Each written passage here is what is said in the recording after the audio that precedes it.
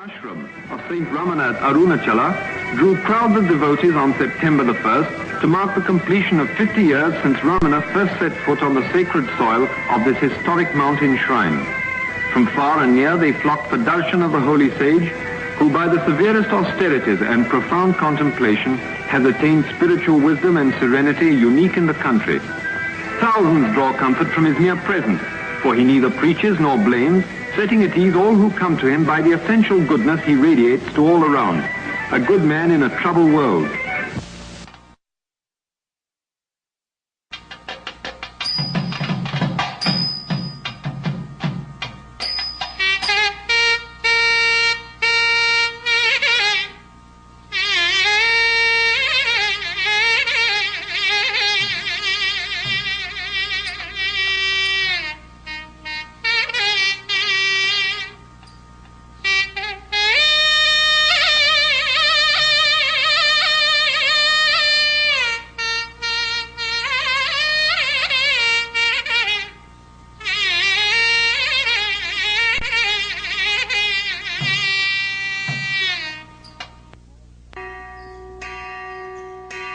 In the small town of Tiruchuri, 30 miles from Madurai in South India, Arudra Darshan, a celebration of Lord Shiva, is performed annually with great religious fervor.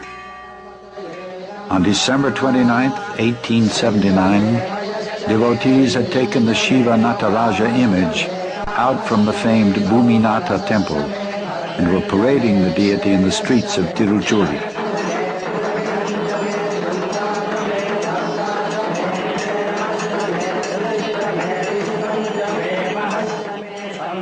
Late at night, about 1 a.m., when the festivities were concluding and the image was being carried back into its sanctuary, a small, sharp cry of a newborn babe was heard just outside the temple wall. The boy, Venkataraman, later to be acclaimed by the world as Bhagavan Sri Ramana Maharshi, was born.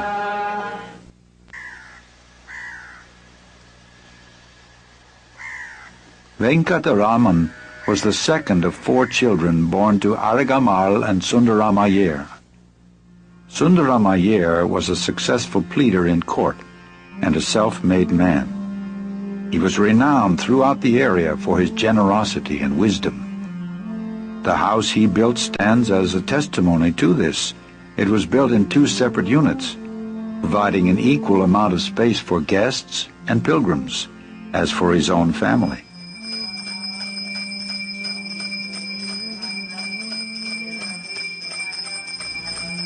Today, this house is maintained as a shrine, where daily worship is performed and pilgrims often visit.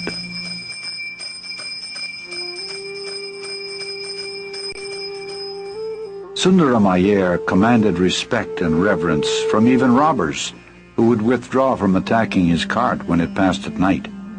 His wife, Arigamal, was a hard-working and gracious Orthodox homemaker.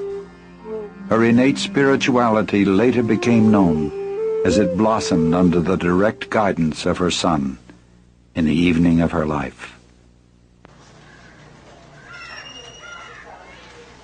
The boy, Venkataraman, attended the local elementary school like other boys of his age and status. He sometimes played by the Kaundinya River on the outskirts of town. In later years, he was once heard to reminisce. We used to bathe in the Kaundinya River, pour a vessel of water on the linga in the nearby Kaliyar temple, offer food, then eat it. The children of the village adjacent to the temple used to join us there. We would play together till nightfall, and then go home. Thus, 12 years of boyhood happily passed for Venkataraman.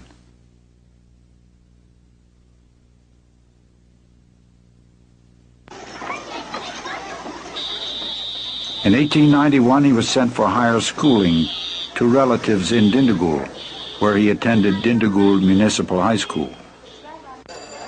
This larger town is about 70 miles north of Tiruchuri. He was living in this house for less than 1 year when the ominous news of his father's serious illness reached him.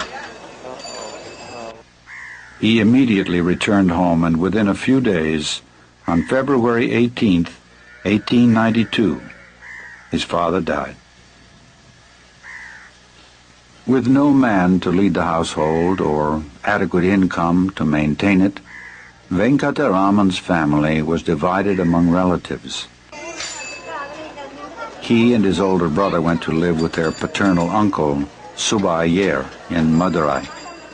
Arigamal, her daughter and youngest son, went to stay with other relatives in a nearby town.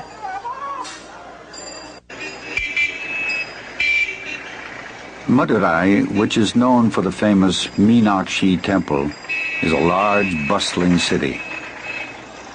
Venkataraman first joined the Scots Middle School, and by the time he advanced to the American Mission High School, it became clear to all that this boy would never be a scholar. He preferred games and athletic activities. If it wasn't for his amazing retentive memory, the neglect he showed toward his studies would have definitely alarmed his guardians. In fact, nothing to this point in his life revealed any real purpose or meaning to him. Swimming in the Vegay River and competing in sports was a happy diversion for him, especially since he was blessed with health, strength, and coordination, enabling him to excel all others. The first premonition of the boy's unusual destiny exhibited itself in November 1895, just before his 16th birthday. One day, when meeting an elderly relative and asking him where he was coming from, Venkataraman was astonished to hear him reply, "From Arunachala." He knew of Arunachala as being a very sacred place, but it never occurred to him one could actually go there. The second premonition came soon after. His uncle had borrowed a book of the 63 Tamil saints titled Periyapuranam. Venkataraman picked it up and, as he read it, was overwhelmed with ecstatic wonder that such faith, such love, such divine fervor was possible, that there had been such beauty in life. The tales of renunciation leading to divine union inspired him with awe and emulation. The climax came only a few months later. Venkataraman was in the upstairs room of his uncle's house when the great change in his life took place. In fact, it was quite sudden. A violent fear of death overcame him.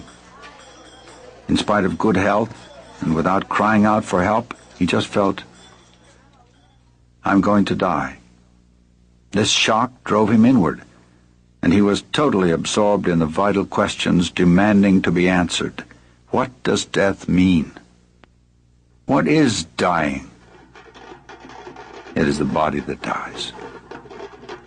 He dramatized the event by imitating the state of rigor mortis, lying stiff, holding back breath and voice like one dead. His body would be carried to the burning grounds and reduced to ashes. Yet he thought, I still feel the full force of my personality and even the voice of the I within me, apart from the body.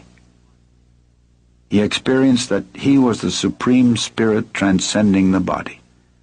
The body dies, but the spirit cannot be touched by death. He was granted the certainty that he was the deathless spirit. From that moment on, the I, or self, focused attention on its source, which is the self and substratum of all existence, and his absorption in it remained unbroken. Whether talking, reading, or doing anything else, he was always centered within, on that supreme self. The permanent awakening of this new awareness within him simply meant the transcendence of his individual I or ego sense and union with God.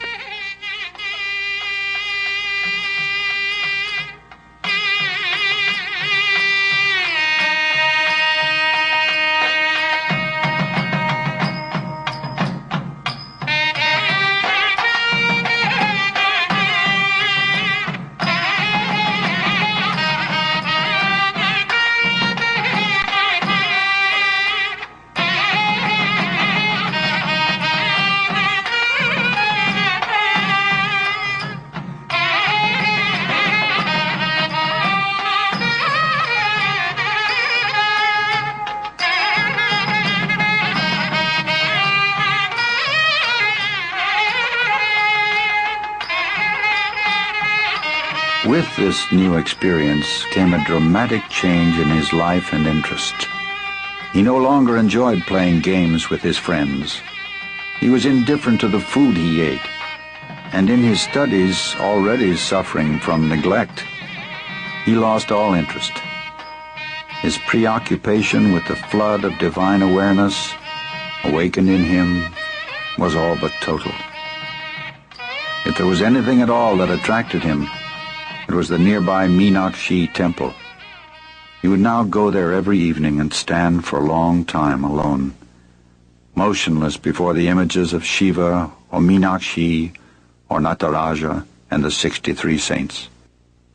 As he stood there, waves of emotion would overwhelm him. The crisis came on August 29th, 1896, some 2 months after the awakening. Venkataraman was attempting to write out an English grammar lesson when the futility of the exercise struck him so forcibly that he pushed the papers away, sat cross-legged, and abandoned himself to meditation. His elder brother, sitting nearby and observing this, rebuked him, saying, "What use is all this to such a one?" Recently he had often scolded him because of his indifference to responsibilities, and pointed out that if he insisted on acting like a renunciate or sadhu, what is the use of staying here and playing the role of a student? This time, Venkataraman recognized the truth of his words, and the moment the thought came as to where to go, Arunachala leaped into his consciousness. Shortly after, he rose and told his brother he had to attend a special class on electricity. Unconsciously providing the funds for the journey, his brother replied, "Then take 5 rupees from the box downstairs and pay my college fees on the way." Proceeding downstairs, his aunt served him a meal, which he ate hastily. He was given the 5 rupees, and then he quickly glanced through an outdated map to locate the nearest train station to Tiruvannamalai. He saw it was Tindavanam, although a railway line had recently been constructed to Tiruvannamalai, where the Arunachala mountain is located.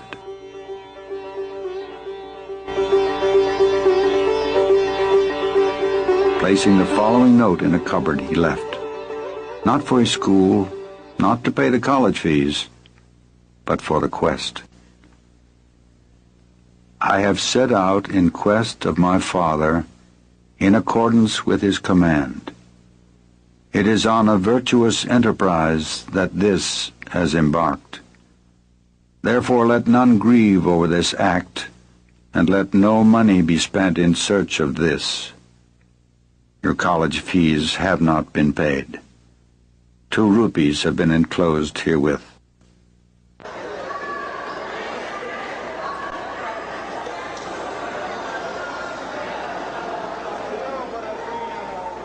Reaching the train station, looking up the table of fares, he quickly located Tindavanam. Had he looked closer, he would have seen the town Tiruvannamalai, but he was already late for the noon departure. Purchasing his ticket and rushing to the platform, he was relieved to find the train had not even come into the station. Once on his way, Venkataraman sat silent among the passengers, lost in the exaltation of his quest. After passing several stations, a bearded Muslim pundit asked him where he was going. A discussion ensued which resulted in his realizing he could change trains at Villapuram Junction and board another for Tiruvannamalai itself.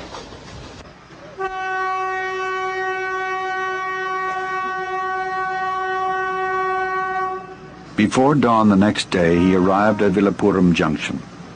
When morning broke, he walked into town and looked for road signs for Tiruvannamalai, as he now thought of walking the distance. Unable to find his way and feeling tired and hungry, he sat near a restaurant waiting for it to open. After eating, he returned to the railway station and bought a ticket to Mambalapattu, which was as far as his remaining money would take him.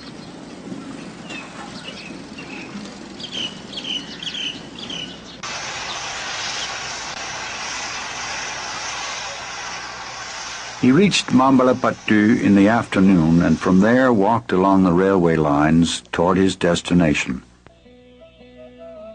A 10-mile walk took him as far as Tirukoilur. It was now evening, and before him was the ancient temple of Arayaninalur, built on a large rock. It was at this spot the glorious saint Jnana Sambandar first glimpsed the holy Arunachala hill over 1,000 years ago.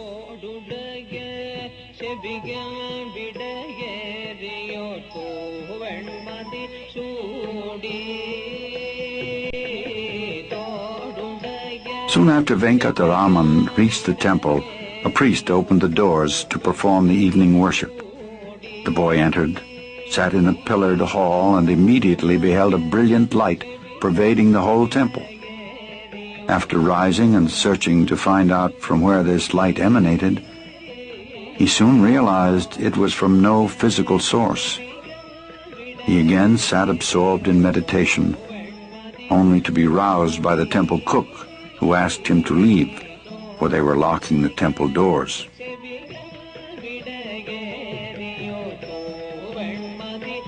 Being hungry and tired, Venkataraman asked for food and permission to stay. He was refused both requests and was given the suggestion to follow them to the Kirur temple across the river, where he may be given food after the worship there. Reaching the temple, he again sat and was plunged into deep absorption.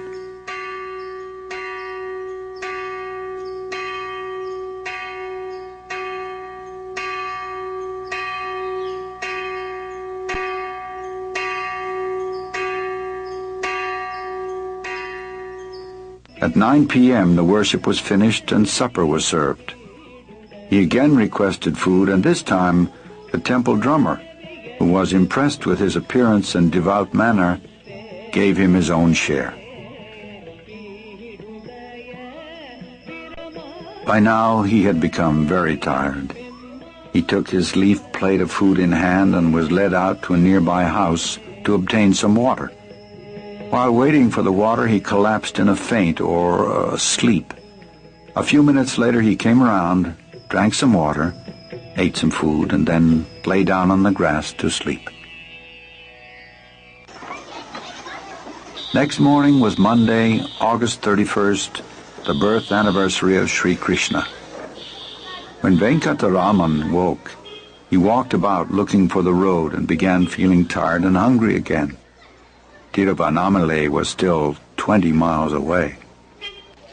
He stopped at this house near the Kirur temple to beg for food, and the mother of the home warmly responded to this bright-looking boy on this holy day of Sri Krishna.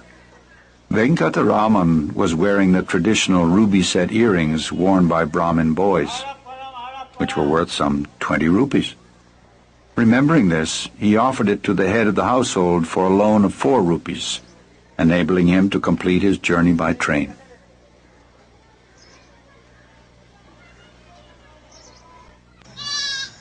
The transaction completed and addresses exchanged so he could later reclaim his property, the pilgrim departed for the train station. He had to sleep that night in the station, for the train to Tiruvannamalai didn't leave until the morning.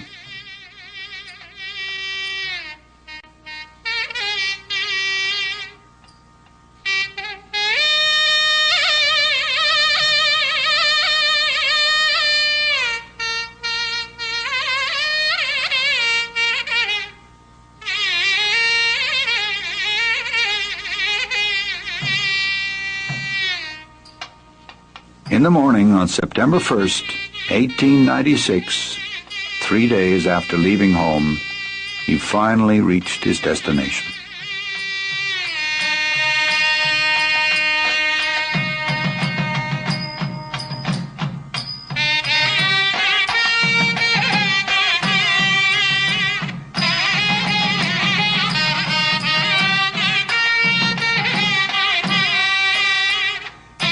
With quick steps, his heart throbbing with joy, he hastened straight to the great temple of Arunachala. In mute sign of welcome, the gates of the 3 high compound walls and all the doors, even that of the inner shrine, stood open. He stood alone in blissful union before the image of his father, Arunachala. The quest achieved, the journey ended.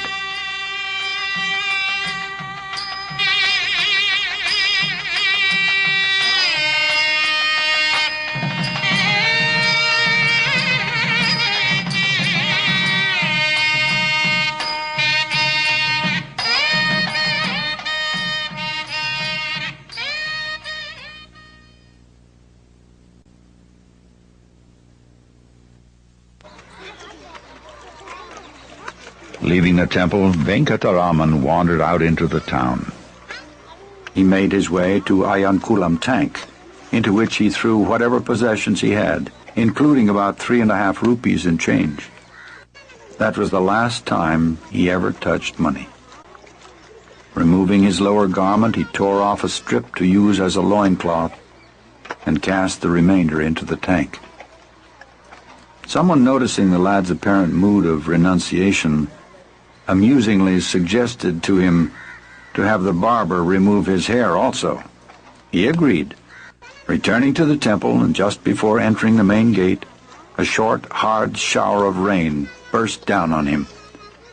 This rain bath, he thought, was sufficient compliance to the scriptural injunction of bathing before taking up the life of an ascetic.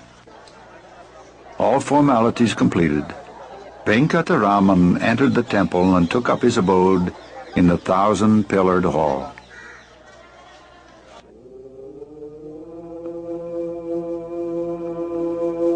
He sat, giving himself up to total absorption in the bliss of being. Day by day, day and night, he sat unmoving.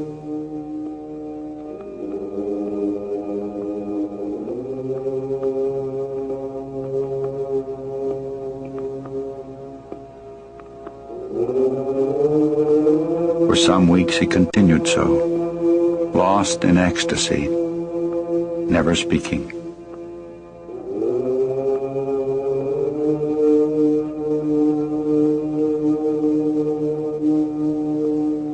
A saint known as Seshadri Swami, who had arrived in Tiruvannamalai a few years earlier, began looking after the Ramana Swami, as Venkataraman was now called.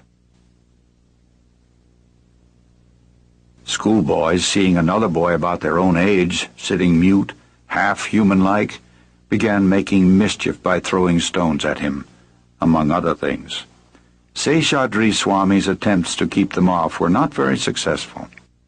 So Ramana Swami sought refuge in the Patala Lingam, an underground cellar shrine in the 1,000-pillared hall.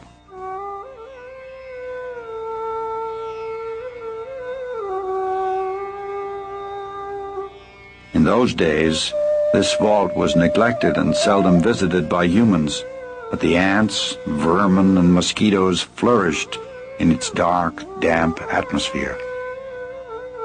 In this corner, they preyed upon the boy's flesh until his thighs were covered with sores that ran blood and pus. To the end of his life, the marks remained. The few weeks he spent there was a descent into hell, and yet absorbed in the bliss of being, he was unmoved by the torment. It was unreal to him.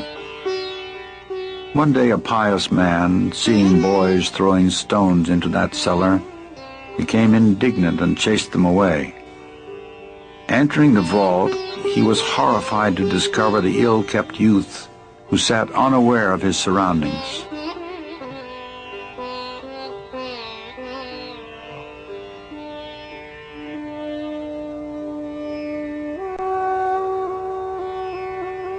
Ramana Swami was then bodily carried out and placed in the nearby Subramanya shrine.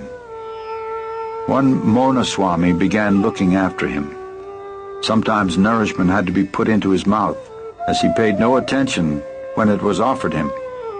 For some weeks he did not even trouble to tie his loincloth.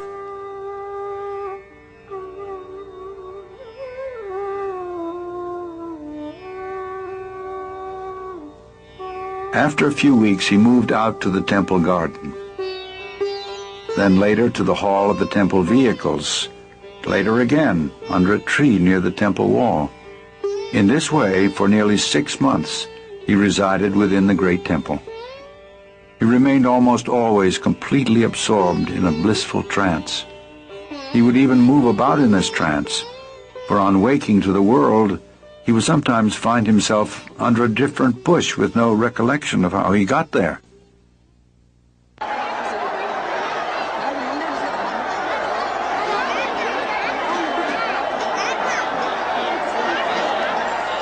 The festival of Kartikeya, falling in November or December, would lure thousands of pilgrims to Arunachala annually.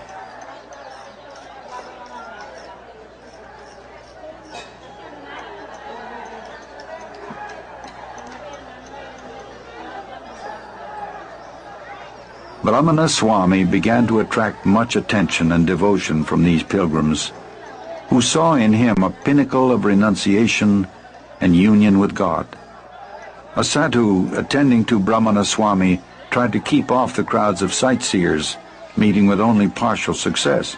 Some time passed with no relief from the onlookers, so another suggested the Swami would be less disturbed if he left the temple and moved to Gurumurtam, a shrine on the outskirts of town. By way of gesture, Ramana Swami consented.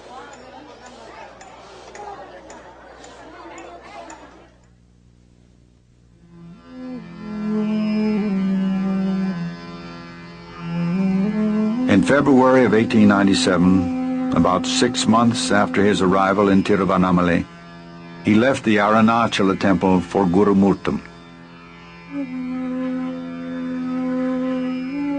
There was no change in his mode of life. He would sit in this shrine, his mind and senses merged in the divine. He would eat only 1 cupful of food daily and never speak.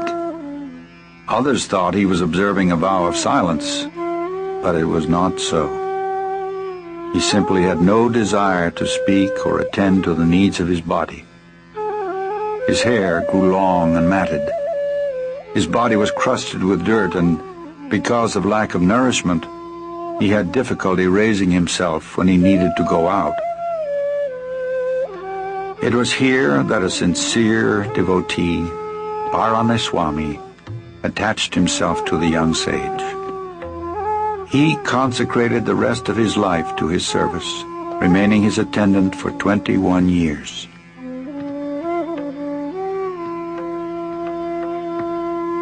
The owner of a neighboring mango orchard noticed the number of pilgrims and sightseers increasing, causing some disturbance.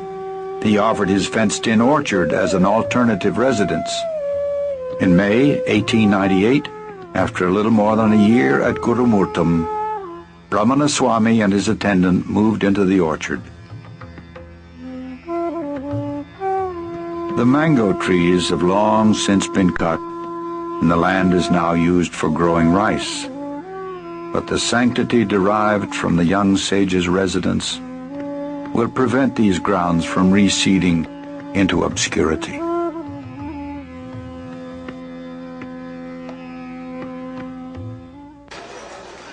About the time Venkataraman moved to the orchard, his uncle in Madurai died. It was at his funeral that the bereaved family received news that their runaway boy was now a revered Swami in Tiruvannamalai.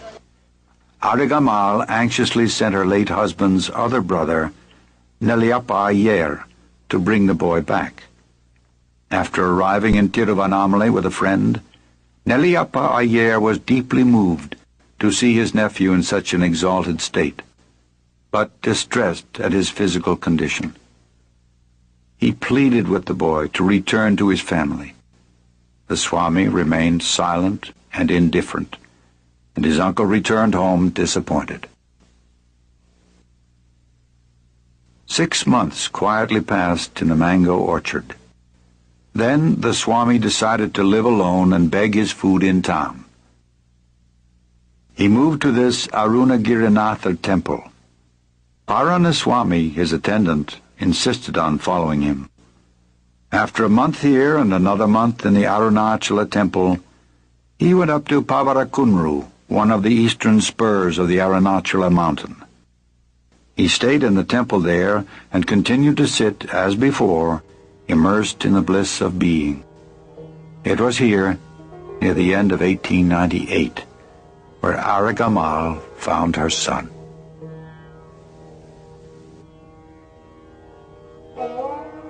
The mother walked up the stairs to her son's abode, and she immediately recognized him, despite his wasted body and matted hair.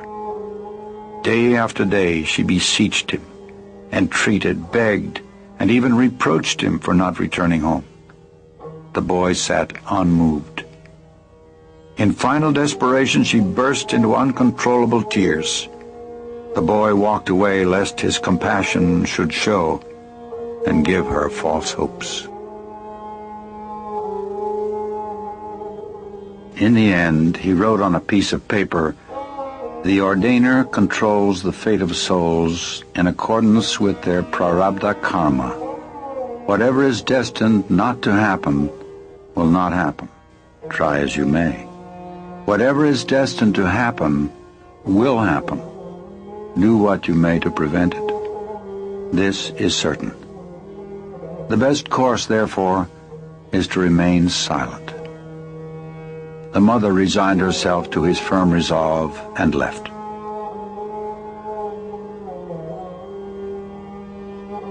Shortly after the mother left, the Swami moved up on the hill just above the great temple. As varying circumstances dictated, he moved from cave to cave on this slope until 1922. Although his primary residence till 1916 was the Virupaksha cave.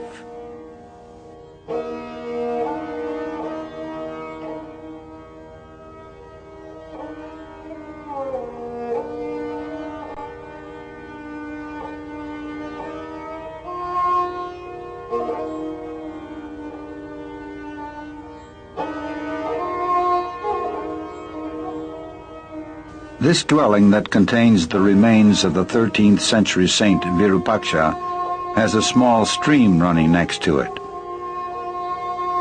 Unfortunately, in the summer months, the cave becomes oppressively hot and the stream dries up.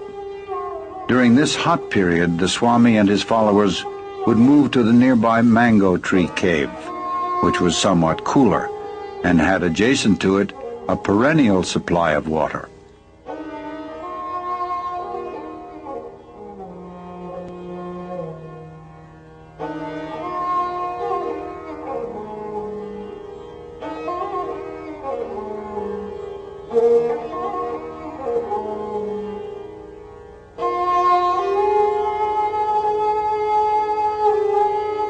In 1900, soon after his move onto the hill, the first portrait photo of the young Swami was taken. We see a beautiful youth, almost childlike in appearance, yet radiating the strength and profundity of a sage.